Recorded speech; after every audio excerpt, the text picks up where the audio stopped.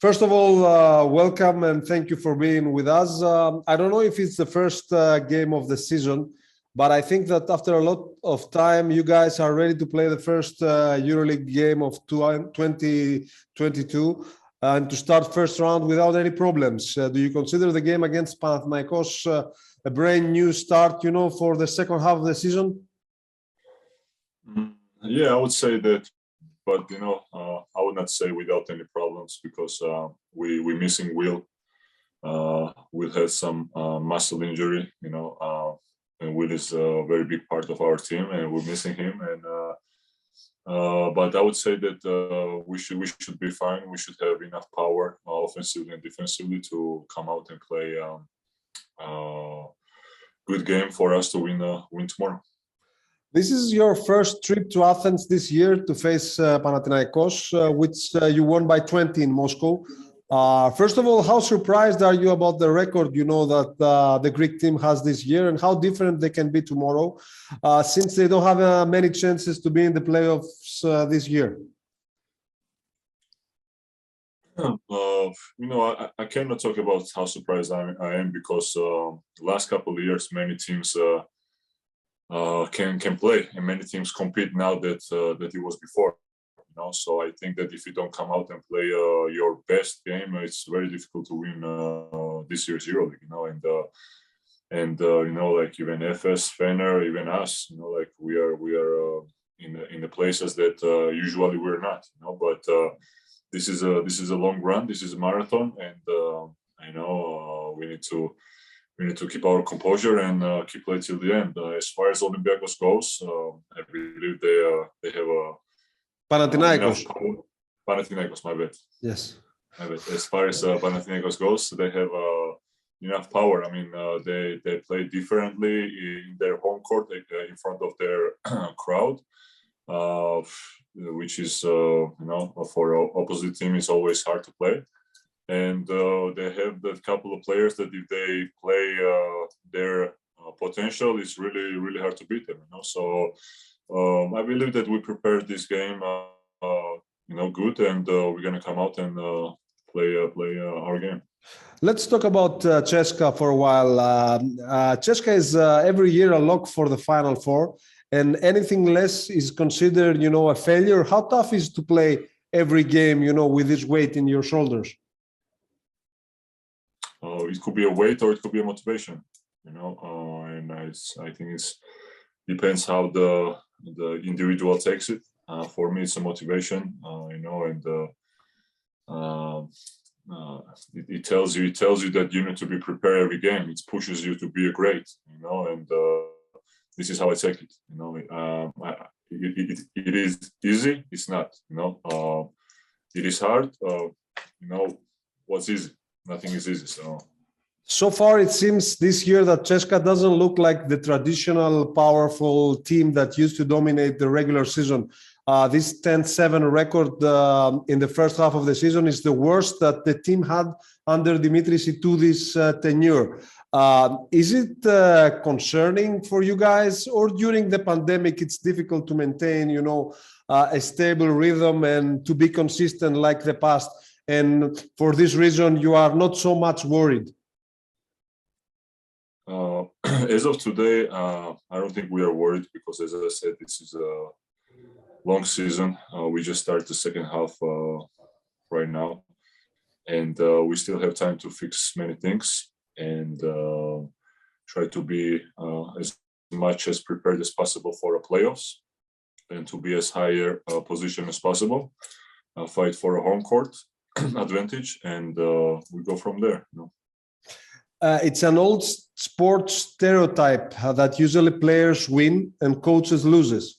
How big was the contribution of Dimitris Itoudis in guiding the team to the right path? I mean, he was criticized big time during last season. Many people thought it was his last, in Moscow. And all of a sudden, 2 weeks before the Final Four, he signs a new contract that could keep him in the team for 9 straight seasons. First of all, I don't agree with this stereotype, because I believe that we all win and we all lose. in the end, players are who play, and if you lose the game, you're also the part of it. If you win, you're also the part of it. So as far as Coach Dimitris goes, there is not much I can say. I think his numbers prove everything. His numbers talk louder than any of us. And I don't think if someone else was surprised that he resigned with this team, I was not, because I think he proved many times that he's a great coach.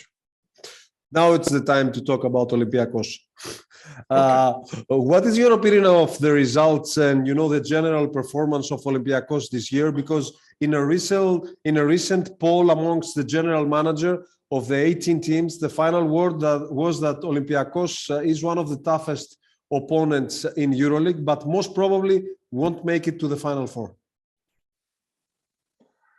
I'm never a big fan of these predictions. You never know in the playoffs what can happen, and especially even when you go to Final Four, just one game, anything can happen. So I don't really pay too much attention to this prediction.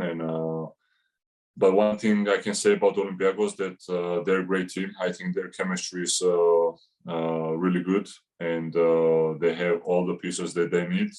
Like a good point guard, great big man, good guards, and good coach as well. And I think that when you have this many pieces, only thing you miss is the chemistry. And I believe that they have very good chemistry as well, and that's why they're successful this year. You are maybe the only EuroLeague player that helps, regularly your national team in the qualifiers games, even though you have to fly at some time and play back-to-back games. You want to talk about a little bit about that and about the view that all the players have in this situation? Listen, I cannot talk about for other players' view about this situation, but my view is that this great opportunity that my country has now to play for world qualifications and to have a chance to qualify for a World Cup tournament. We never had this, so I really want to be a part of this. I really want to help to my national team, especially in the stage that where I am now. I believe that I'm reaching my peak, so I want to be there for my country. And whenever I will have a chance, I will thank for ΤΣΣΚΑ and Coach Ιτούδη, and especially for our president Andrei Batudin to allow me to go to play for national team. This was very important for me, which he understood and he granted me, and I will be forever thankful for this. Last two questions. Which is the teammate that in the whole career of yours you end up to admire the most? I can take out one. I can take out one, but I really one of the special ones was I would say I always mention him, Kevin Garnett. For me it was one of the players that I in Brooklyn. Yes, in Brooklyn. One of the players that I grew up watching, and in one moment, I realized he's my teammate, and the leader he was on and off the court. For me, I learned a lot from him, and I would say that he made one of the big impacts that my teammates made. He's one of them, for sure. You made a great assist for the final question. You turned 30 last October, and you definitely are probably, I'm not sure, in the second half of your career. Do you see that there is still time to go back to the NBA and have a real chance, to show what you can do over there? Yeah, I believe there is still time, and I would be realistic. Also, this door is, like every year closing more and more. Not because of my ability, but also because I established myself here in Europe, as one of the good players, if I can say this, and to give up this, it needs to be a really good opportunity there, and I really want to play. And when I say play, I want to play minutes, to let's say show what I can do, to contribute regularly. Contribute, yes, to contribute my knowledge and my experience in any of the teams.